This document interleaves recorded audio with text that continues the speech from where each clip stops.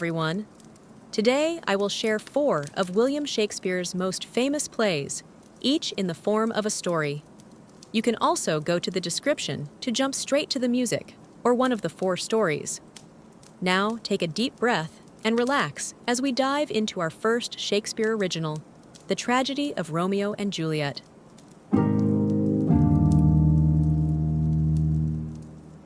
In the charming city of Verona, where narrow streets wind around ancient stone buildings, 2 powerful families, the Montagues and the Capulets, had been locked in a bitter feud for as long as anyone could remember. Their quarrel was so fierce that it seeped into every corner of the city, turning even the simplest disagreements into full-blown battles. One day, young Romeo Montague, a sensitive and dreamy young man, was feeling particularly downcast. He had been hopelessly in love with a girl named Rosalind, who, despite all his efforts, didn't return his affections. His cousin Benvolio, ever the practical one, suggested they crash a grand party hosted by the Capulets. Though they were rivals, the Capulet household was known for its magnificent festivities, and Benvolio hoped Romeo might find someone new to admire. That evening, under the cover of masks, Romeo and his friends, Mercutio and Benvolio, slipped into the Capulet party. The grand hall was ablaze with candles, and the air was filled with laughter and music. As Romeo wandered through the crowd, his eyes fell upon a girl who seemed to glow with a light all her own. Her name was Juliet Capulet, the beloved daughter of the very family his own despised. But in that moment, all the old grudges and animosities seemed to melt away. Romeo was captivated. Juliet noticed Romeo as well, and in a twist of fate, their paths crossed. In the dim light, they spoke to each other, their words soft and sincere. Neither knew the other's identity until it was too late. They had already fallen in love. When they finally discovered the truth, their hearts ached, but their love was stronger than any hatred their families held. Unable to resist their feelings, Romeo and Juliet met again that night in the Capulets' garden. Hidden among the roses, they promised themselves to each other, vowing that not even their family's enmity could keep them apart. They decided to marry in secret, hoping that their union might bring peace to their warring households. The next day, Romeo sought out Friar Lawrence, a kind and wise priest who understood the ways of the heart. Though he was wary of their youthful passion, he agreed to marry them, hoping that their love might end the long-standing feud. The ceremony was brief and secretive, but their hearts were full of joy. For a time, Romeo and Juliet's love was a blissful secret. They met whenever they could, their time together fleeting but filled with happiness. But fate, as it often does, had other plans. Soon after their wedding, a violent encounter broke out in the streets of Verona. Tybalt, a hot-headed Capulet and Juliet's cousin, confronted Romeo. But Romeo, now kin to Tybalt through marriage, refused to fight. Mercutio, always ready for a duel, stepped in and took Romeo's place. The fight turned deadly, and Mercutio was struck down. In a fit of grief and rage, Romeo avenged his friend by slaying Tybalt. Romeo's actions, though in defense of his fallen friend, led to dire consequences. The Prince of Verona, true to his word, banished Romeo from the city. The lovers were devastated. Juliet wept in her room while Romeo sought refuge with Friar Lawrence. Desperate to see Juliet one last time, Romeo risked everything to spend a final night with her. In the soft glow of dawn, Romeo left Juliet with a heavy heart, vowing to find a way for them to be together. Juliet, meanwhile, was faced with another dilemma. Her parents, unaware of her secret marriage, had arranged for her to marry Paris, a nobleman of Verona. Overwhelmed with despair, Juliet turned to Friar Lawrence for help. The friar devised a daring plan. He gave Juliet a potion that would make her appear dead for 42 hours. She would be laid to rest in the Capulet tomb, and when she awoke, Romeo would be there to take her away, far from the reach of their feuding families. Trusting in the friar's plan, Juliet took the potion that night. The next morning, her nurse found Juliet cold and unresponsive. the Capulet household was thrown into mourning, believing their beloved daughter had died. Juliet was placed in the family tomb, her body seemingly lifeless. But the message of the friar's plan never reached Romeo. When he heard of Juliet's death, he was overcome with grief. He rushed back to Verona, his heart set on joining her in death. At the tomb, Romeo encountered Paris, who had come to mourn his bride. In a tragic misunderstanding, they fought, and Paris was slain. Romeo, believing Juliet was truly gone, took poison and died by her side. Moments later, Juliet awoke, only to find her love lifeless beside her. Stricken with grief, she took Romeo's dagger and ended her life, joining him in death. When the families discovered the tragic outcome, they were devastated. The senseless loss of their children broke the long-standing hatred between them. In their sorrow, they vowed to end their feud and live in peace. But it was too late for Romeo and Juliet. Thus ends the tale of Romeo and Juliet, a story of love so strong that not even death could part them, a story that reminds us all of the power of love and the price of hatred.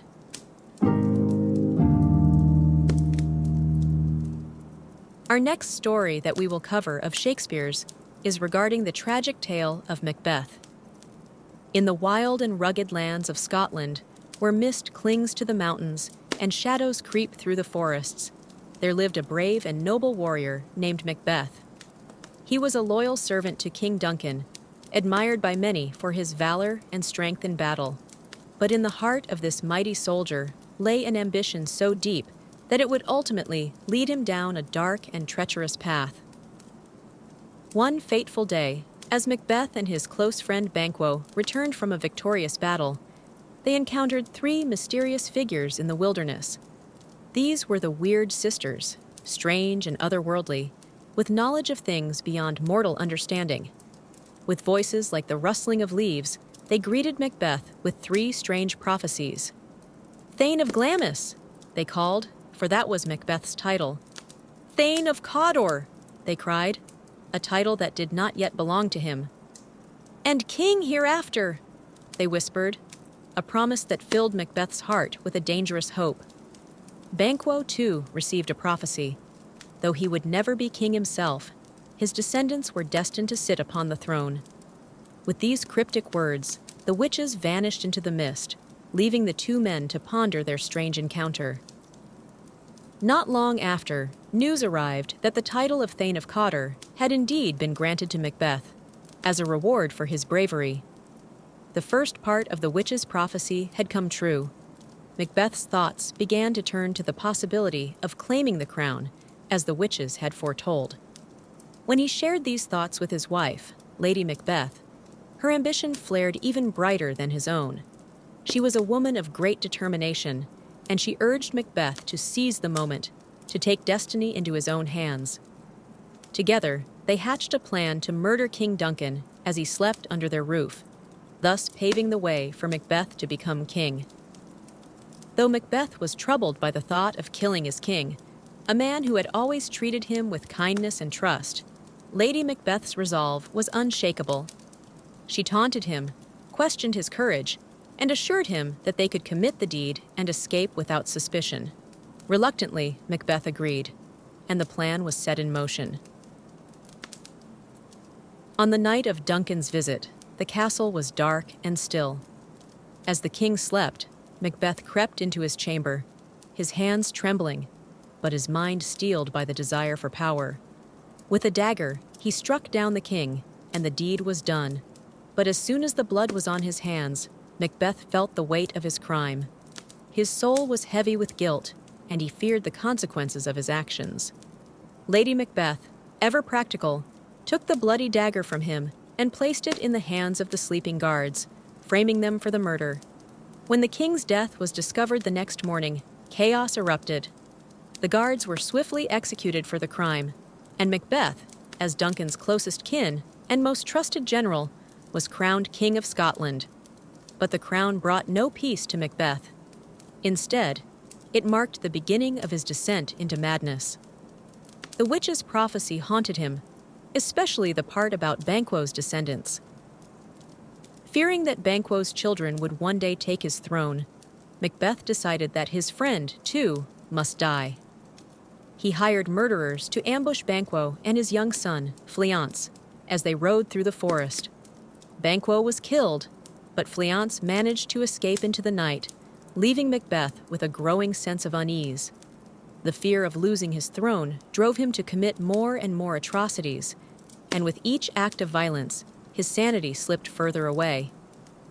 Haunted by visions and plagued by nightmares, Macbeth returned to the witches, demanding more answers. They warned him to beware of Macduff, the Thane of Fife, but they also offered cryptic reassurances that no man born of a woman would harm him, and that he would remain safe until Birnam Wood came to Dunsinane Hill. These words emboldened Macbeth, but they also planted seeds of paranoia. He sent assassins to kill Macduff's family, believing it would secure his position. But Macduff himself had fled to England, where he joined forces with Malcolm, King Duncan's son, who was gathering an army to reclaim the throne. As Macbeth's enemies drew closer, his mind became a storm of fear and rage. Meanwhile, Lady Macbeth, once so fierce and determined, was consumed by guilt over the bloodshed they had caused. She began to sleepwalk, reliving the night of Duncan's murder, her hands forever trying to wash away the imagined bloodstains.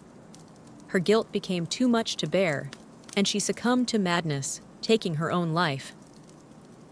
As Macbeth's enemies drew closer, his mind became a storm of fear and rage. Meanwhile, Lady Macbeth, once so fierce and determined, was consumed by guilt over the bloodshed they had caused. She began to sleepwalk, reliving the night of Duncan's murder, her hands forever trying to wash away the imagined bloodstains. Her guilt became too much to bear, and she succumbed to madness, taking her own life. With his world crumbling around him, Macbeth prepared for the final battle. As Malcolm's army approached Dunsinane, they cut branches from the trees of Birnam Wood and used them as camouflage. From the castle, it appeared as though the wood itself was moving towards him, fulfilling the witch's prophecy. In the final confrontation, Macbeth faced Macduff on the battlefield. He fought fiercely, confident that he could not be killed by any man born of a woman. But Macduff revealed that he had been born by a caesarean section, not in the usual way. Realizing too late that the witches had deceived him, Macbeth was struck down, and his reign of terror came to an end. Malcolm was crowned king, and peace was restored to Scotland, but the land would forever bear the scars of Macbeth's ambition and the bloodshed it caused. And so, the tale of Macbeth serves as a warning of the dangers of unchecked ambition, the heavy burden of guilt, and the inevitable downfall that comes to those who betray their own humanity for power.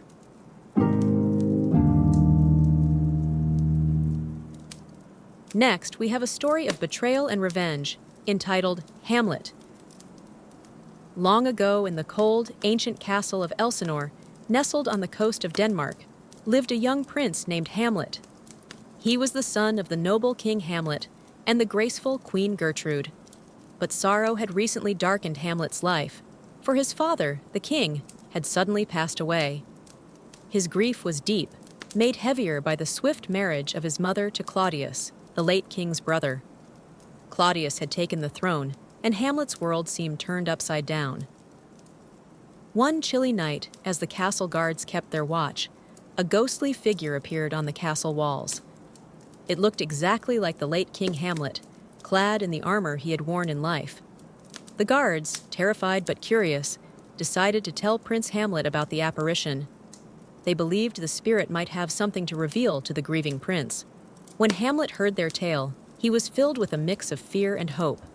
Could this ghost be his father's spirit? Hamlet resolved to meet the ghost himself, and the very next night, he stood on the castle battlements, waiting in the dark. As the clock struck midnight, the ghost appeared again, and beckoned Hamlet to follow it away from the others. In a voice that seemed to echo from beyond the grave, the ghost revealed a terrible truth. It was indeed the spirit of King Hamlet, and he had been murdered. Claudius, Hamlet's uncle and now stepfather, had secretly poisoned the king, taking his life and stealing both his crown and his queen. the ghost implored Hamlet to avenge his untimely death, but also warned him not to harm his mother, Queen Gertrude. Hamlet was horrified by this revelation, but he knew he needed to be cautious. He could not act openly against Claudius without proof, so he decided to feign madness, hoping that in his apparent lunacy, he might discover the truth and expose his uncle's treachery. For weeks, Hamlet wandered the castle, speaking in riddles and behaving strangely, confusing and worrying everyone, especially his mother and Claudius. But his love, Ophelia, daughter of the king's advisor Polonius, was the most distressed. She had once been close to Hamlet, but now his strange behavior frightened and confused her. Meanwhile, Claudius, suspicious of Hamlet's odd behavior, sent for two of Hamlet's old friends, Rosencrantz and Guildenstern, hoping they might find out what was troubling the prince. But Hamlet quickly saw through their false friendship and grew increasingly distrustful. As Hamlet searched for proof of Claudius's guilt, a group of traveling actors arrived at the castle. An idea struck Hamlet. He would have the actors perform a play that mirrored the events of his father's murder, with a king being poisoned by his own brother. Hamlet hoped that if Claudius were truly guilty, the play would stir his conscience and reveal his guilt. On the night of the performance, the court gathered to watch the play. As the scene of the poisoning unfolded, Hamlet watched Claudius closely. Sure enough, Claudius grew pale and agitated, and suddenly stood up, calling for light before storming out of the room. Hamlet's suspicions were confirmed. Claudius was indeed guilty. Filled with anger and a desire for revenge, Hamlet confronted his mother in her chamber that night. In a heated argument, he accused her of betraying his father by marrying Claudius so soon after his death. As they argued, Hamlet heard a noise behind a tapestry, and, thinking it was Claudius spying on them, he thrust his sword through the fabric, only to find that he had killed Polonius, Ophelia's father. This murder drove Ophelia into despair. Overwhelmed by grief and confusion, she wandered the castle, her mind lost in sorrow. Soon after, she drowned in a stream, her death a tragic accident that added to the mounting sorrow in Elsinore. Claudius, now fully aware that Hamlet knew the truth, decided to send him away to England, secretly plotting to have him killed upon his arrival. But Hamlet, ever resourceful, discovered the plot and managed to escape, returning to Denmark with a new resolve. Meanwhile, Laertes, Ophelia's brother, returned to Elsinore, burning with rage over his father's death and sister's madness. Claudius saw an opportunity and manipulated Laertes into challenging Hamlet to a duel, secretly planning to poison the tip of Laertes' sword, so that even a scratch would kill Hamlet. As a backup, Claudius also prepared a poisoned drink, which he planned to offer Hamlet during the duel. The duel began in front of the court, with both Hamlet and Laertes fighting skillfully, but the fight took a deadly turn when Laertes struck Hamlet with the poisoned blade. In the struggle that followed, the swords were swapped, and Hamlet unknowingly wounded Laertes with the same poisoned blade. At that moment, Queen Gertrude, who had been watching anxiously, accidentally drank the poisoned wine intended for Hamlet. She collapsed, realizing too late that the cup was poisoned. With her dying breath, she warned Hamlet of the treachery. Laertes, realizing that he too was dying, confessed Claudius's plot to Hamlet. Enraged and grief-stricken, Hamlet seized the poisoned sword and struck Claudius down. With justice finally served, Hamlet himself succumbed to the poison. As Hamlet lay dying, he asked his loyal friend Horatio to tell the true story of what had happened, so that the world would know the truth. With his last breath, Hamlet declared that Prince Fortinbras of Norway should be made king, hoping that peace might return to the troubled kingdom. And so, in the cold halls of Elsinore, the tragic tale of Hamlet came to an end, a story of betrayal, revenge, and the heavy toll that grief and vengeance can take on the human soul.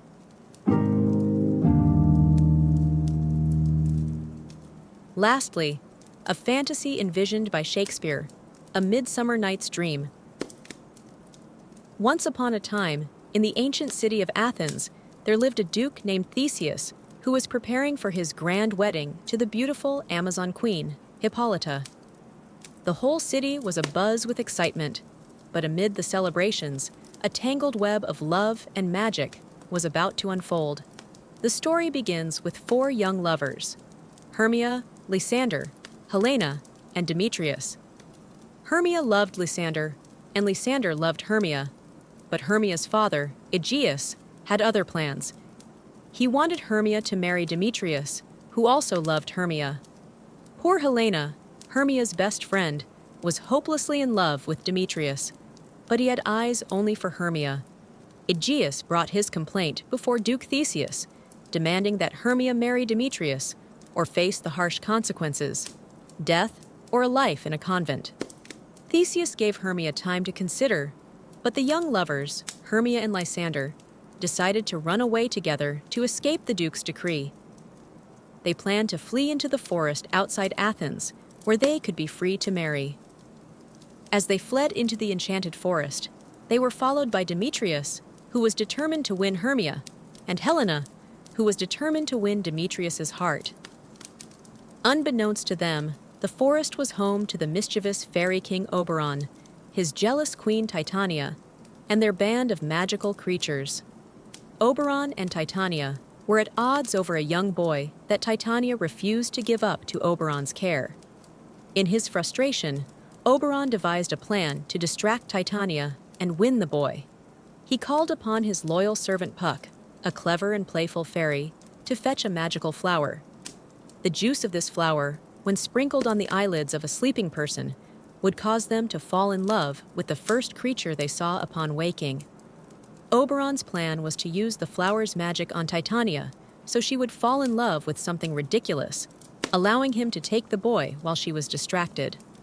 But as Oberon watched the young lovers wandering through the forest, he decided to use the flower's magic to fix their tangled love lives as well. While Helena chased after Demetrius, who cruelly rejected her, Oberon instructed Puck to sprinkle the magic juice on Demetrius's eyes so that he would fall in love with Helena instead. But Puck, in the confusion of the dark forest, accidentally anointed Lysander's eyes instead. When Lysander awoke, the first person he saw was Helena, and he immediately fell head over heels in love with her, forgetting all about Hermia. Helena was bewildered, thinking Lysander was mocking her, while Hermia was heartbroken and confused by Lysander's sudden change of heart. Realizing the mistake, Oberon quickly applied the potion to Demetrius's eyes as well. Demetrius awoke, saw Helena, and instantly fell in love with her. Now, both young men were madly in love with Helena, and poor Hermia was left alone, devastated and bewildered by the chaos. Meanwhile, Puck had another trick up his sleeve. Nearby, a group of craftsmen was rehearsing a play to perform at Theseus and Hippolyta's wedding. Among them was a comical weaver named Bottom. Puck decided to play a prank on Bottom by transforming his head into that of a donkey. When the other craftsmen saw Bottom's new appearance, they fled in terror, leaving him alone in the forest. Titania, who had been put under the spell of the magic flower, awoke, and the first thing she saw was Bottom with his donkey head. Instantly, she fell in love with him, showering him with affection and ordering her fairy attendants to wait on him hand and foot. Poor Bottom had no idea what had happened, but he enjoyed the attention, despite his odd appearance. As the night wore on, Oberon's heart softened. He felt sorry for the chaos his meddling had caused. He decided to set things right. He ordered Puck to remove the donkey head from Bottom and to lift the love spell from Titania. When she awoke and saw Oberon, the spell was broken, and the fairy king and queen reconciled, making peace with each other once more. Oberon also instructed Puck to restore the love balance among the young Athenians. Lysander's love for Hermia was returned to normal, and Demetrius's newfound love for Helena was allowed to remain, as it was true and deep. By dawn, all the lovers were matched correctly, Lysander with Hermia and Demetrius with Helena. As the sun rose, Theseus and Hippolyta, out for a morning hunt, stumbled upon the sleeping lovers in the forest. They were surprised to find the four of them there. But when the lovers awoke and explained what had happened, Theseus decided to override Aegeus's wishes. He declared that the two couples would be married alongside him and Hippolyta in a grand celebration. The day of the weddings arrived, and the festivities were joyous. The craftsmen, including Bottom, performed their play, much to the delight and laughter of the audience. Everyone in Athens celebrated, unaware of the magical mischief that had taken place that night. As for Oberon, Titania, and the fairies, they blessed the newlyweds and returned to their enchanted forest, their work done. And so, the tangled web of love was gently untangled, leaving behind only the memories of a dreamlike night filled with magic, laughter, and love. I hope you enjoyed my renditions of these classic tales. If you did, please like and subscribe for more, as I plan on telling different genres in the future. Now, relax for the remainder of this video and enjoy the music. Good night, everyone.